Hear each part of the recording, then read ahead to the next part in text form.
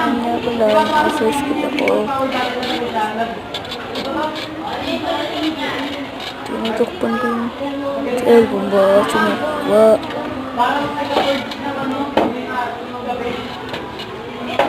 Kasi bawal mag-cellphone sa classroom. Papahilikan ako ng teacher ko.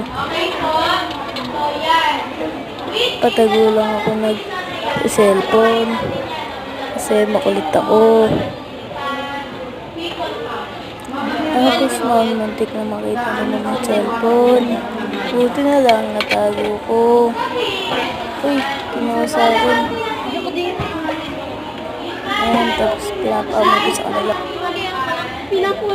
Kasi galing ano yan, mga basura. Kaya pinapamay ko sa kanila. Kasi malakas sila mag-trip. Ayan na, pinapamay ko na. Ayan na, papagalitan ako ng teacher ko dyan. Kaya tinago ko. Nakuha pa rin sa kanya. Ayan, binigyan mo yan para hindi na nakuha.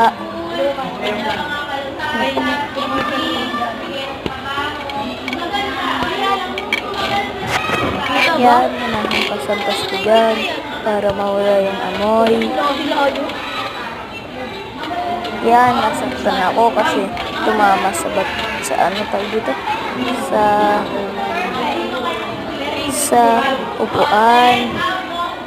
Nakikipag-agawan pa sa akin. Yun, nahulog ng cellphone ko. Kasi ang likod nila. Ayun, pinaayos ko sa kanila. Na nakikinig na ulit ako. Kasi papagalitan ako ng teacher ko. Nasa likod na pala ako ng classroom yan. Para hindi makita. Wala po ako si Calvin. Pagkakakaan din yung cellphone.